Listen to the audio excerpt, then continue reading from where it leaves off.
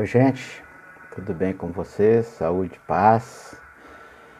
Vamos hoje para mais um encontro nosso, onde eu vou expor um pouco com vocês e gostaria de dialogar com vocês sobre a experiência ética, norma, valor e bem. Dando continuidade ao nosso plano de curso. E eu busquei no dicionário filosófico o conceito de norma. Então, se a gente for pegar ao pé da letra, regra ou critério de juiz, a norma também pode ser constituída por um caso concreto, um modelo ou um exemplo. Mas o caso concreto, um modelo ou exemplo, só vale como norma. Se puderem ser utilizados como critérios de juízos dos outros casos ou das coisas às quais o exemplo ou modelo se refere, quando a gente cria uma estrutura para que essa estrutura vire uma norma, né? Igual, por exemplo, virou uma norma que a gente hoje acompanha em nossas celebrações, por uma questão de necessidade, pelas mídias sociais. Então, a norma ela se distingue da lei, porque ao contrário da lei, ela não é apenas uma regra de conduta, mas pode ser regra ou critério de qualquer operação ou atividade. Então, a gente cria sempre normas na nossa convivência cristã dentro do nosso ambiente de pastoral. Também ela distingue da lei porque pode ser isenta de caráter coercitivo, quer dizer, de obrigação. A lei obriga.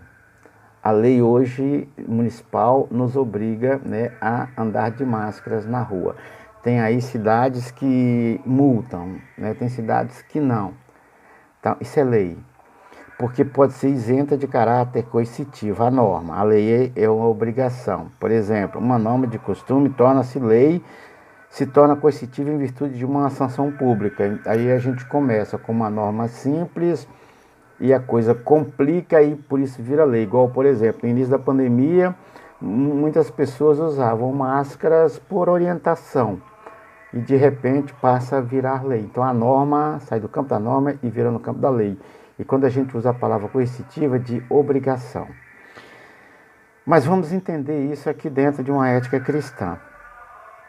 Antes de passar para uma ética, para uma reflexão cristã, ainda vamos falar um pouco do amor, do valor. O valor, em geral, é o que deve ser objeto de preferência ou de escolha. A palavra valor, ela nasce na história da humanidade como um valor econômico, né? Então isso vale tanto, tá certo? Mas depois ela passa também a fazer parte dos nossos conceitos morais e de costumes. Então eu começo a valorizar situações, coisas e pessoas.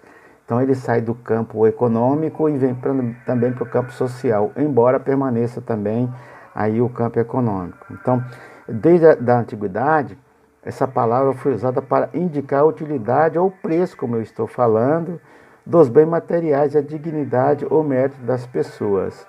E aí hoje ela ganha esse sentido mais amplo de valorização das coisas e valorização da nossa participação no conjunto da igreja. Por isso que os valores são escolhas determinadas pela sua importância em determinada sociedade. Por isso que nós valorizamos muitas questões dentro da nossa ação cristã, no campo do trabalho pastoral em si, mas também no campo das celebrações, da liturgia, da simbologia, tudo isso que representa para nós.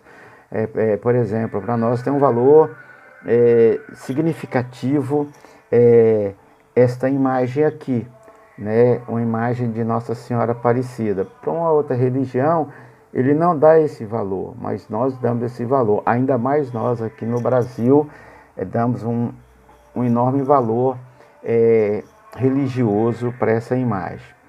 Bom, o valor também ele pode ser visto, portanto, como objetos da própria antropologia, do próprio crescimento humano, da importância do humano, da nossa importância diante da sociedade. Porque tudo isso depende da situação do ser humano na sua dimensão sociocultural, né? Por exemplo, nós temos tendência de valorizar algumas profissões mais do que as outras, mas a sociedade não vive sem as profissões. Dentro da nossa religião, dentro da hierarquia, por exemplo, nós temos o Papa, ali tem os bispos, né? Tem os títulos de cardeais, que esses cardeais são os que elegem o Papa, é o chamado Colégio dos Cardeais, que elege o Papa. Temos os bispos, depois vem aí o padre e vem o diácono. Para um sujeito chegar a bispo, ele tem que passar pelo diácono, ele tem que ser padre, ele tem que ser, né, ele tem que ser ordenado padre para daí depois chegar a bispo. Então ele não chega a bispo sem passar pela diaconia. Então, mas a gente valoriza mais o bispo do que o diácono em termos de hierarquia. E isso é válido, isso é importante, temos que ter. Nós não descaracterizamos isso não, é óbvio, né?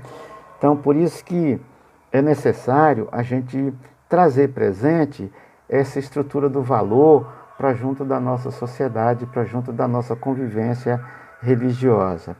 Então, nós temos três vivências, ou melhor dizendo, três versões com relação ao valor, né? Dentro do campo da ética. Seria vivência do valor, que situa o valor na consciência, mas por si só não habilita como um parâmetro para a ação. Então eu tenho que ter consciência da importância de tudo isso que eu represento, que eu faço parte. Não só no campo religioso, mas também no campo social, no campo profissional, né, onde nós convivemos e onde nós pedimos valor a tudo aquilo que a gente faz. Também tem a ideia de valor, que converte o valor em coisa e cria uma realidade permanente. Aí nós vamos conferir-lhe existência concreta, autônoma e substancial. Por exemplo, né, eu dou um valor importantíssimo a esse par de óculos aqui, né, porque ele é importante, eu preciso dele para enxergar, mas ele é matéria. Digamos que uma pessoa muito querida me deu esse par de óculos. Ele não serve mais, mas eu não vou jogá-lo fora porque alguém deu de presente e eu quero guardá-lo, mesmo que ele não sirva para eu usar, né? Então essa é a ideia de valor, quando nós valorizamos as coisas, não só coisas materiais, mas também coisas no campo emocional, no campo econômico, no campo religioso, tá? E tem a outra versão do amor, que é a qualidade do valor. Qual é a qualidade do valor? O torna algo próprio da coisa, é a sua naturalização. Quando nós vamos dar importância para certos eventos no conjunto da nossa vivência em sociedade. E aí a gente traz para dentro da igreja, da nossa religião, o valor que eu dou a essa ou aquela pastoral, né? Então, para quem aí já participou de SCC, né? Não vou dar o exemplo da SCC não, porque vai que tem gente aí que não participou da SCC e a gente só pode conhecer, saber do SCC quando participa. Não vou dar o exemplo do SCC não, desculpe, né? Mas dentro, por exemplo, das nossas pastorais, a gente dá muito valor quem está no altar ajudando o padre, mas aquela pessoa que está ali nos bastidores, limpando, varrendo a igreja, etc., a gente não reconhece muito, né? Então, aquela pessoa que apresenta, lá, como no meu caso, por exemplo, na pastoral do batismo, que estou lá falando para os pais e padrinhos, né? Mas aquele que preparou, que arrumou o salão, colocou as cadeiras, né? Que montou o data show, esse aí não aparece, que coletou os nomes, né? Aparece eu lá na frente. Então são valores que nós vamos dando, mas no conjunto da igreja, todos os valores são importantes, porque eu preciso de todos eles. E aí a gente entra para o conceito de bem. Como é que fica o bem? Aí eu resolvi também buscar no próprio dicionário de filosofia, para vocês verem que isso é tratado com muita seriedade no conjunto dos estudos, tanto de filosofia como de teologia.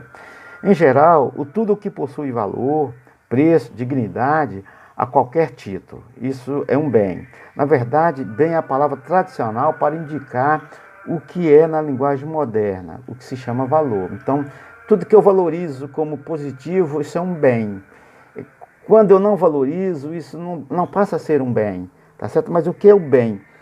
Um bem pode ser várias coisas, pode ser um livro, pode ser um cavalo, pode ser um alimento, pode ser aquilo que eu possa vender ou comprar, isso é um bem, eu vou comprar um bem, quer dizer, eu vou comprar um carro, uma casa, uma moto, uma bicicleta, uma TV nova, um celular, isso é um bem.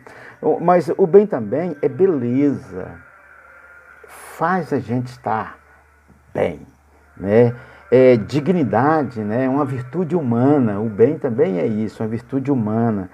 Quer dizer, o bem como uma ação virtuosa. Olha só o que nossa comunidade está fazendo, juntando cestas básicas para dar para aquelas pessoas que estão passando por necessidades. Então, é um bem, tá? Uma virtuosidade. Quer dizer, um comportamento aprovável. Isso é um bem. O ladrão não faz o bem, né? Mas o policial, quando impede o assalto, impede o crime, ele fez um bem para a sociedade, né? Então, em correspondência com essa extrema variedade de significado, né, o adjetivo bom tem uma idêntica variedade de aplicações aqui. Quer dizer, podemos falar de uma boa chave de fenda ou um bom automóvel, mas também podemos falar de uma boa ação, ou de uma pessoa boa, tá certo? Dizemos também um bom prato, para indicar algo que corresponde ao nosso paladar. Um bom quadro, para indicar um quadro bem feito. Quer dizer, nós vamos trazendo vários elementos dentro dessa estrutura da bondade e do bem. Então, agora, o bem, ele traz questões muito importantes para refletirmos no conjunto da teologia. Quer dizer, é a palavra que se refere a tudo que tem valor, tá? Mas que tem valor específico para a dimensão da nossa fé. Para a dimensão da nossa fé. Então, por isso que é muito importante a gente entender aqui as particularidades, né, ao domínio da moralidade, daquilo que vem, quer dizer, dos mores, quer dizer, da conduta, é isso que significa, dessa conduta, dos comportamentos humanos, quer dizer, intersubjetivos de um com o outro. Por isso que esse conjunto da experiência de fé dentro da comunidade é importantíssimo para o nosso crescimento. E nós temos que valorizar isso. Então, por isso que nessa segunda fala aqui com relação ao bem dentro desse conjunto da teologia, tá? É como um bem moral que vai construir a nossa dinâmica a caminho daquilo que nós procuramos sempre fazer, que é enaltecer a presença de Jesus no meio da nossa sociedade. Quer dizer, por isso que o bem aqui, ele é objeto da ética, tá? E aí ele vem com os registros de diferentes significados históricos, né? Mas que nesse sentido é muito importante para nós, dentro dessa ética cristã, entender, né, por que deveremos tratar da noção de bem no primeiro sentido, isto é, de uma ação muito equilibrada para o conjunto da nossa experiência dentro da comunidade religiosa. Por isso que a nossa reflexão de hoje vai sempre pairar sobre leitura das experiências da fé, né, a partir de um lugar. Que lugar é esse?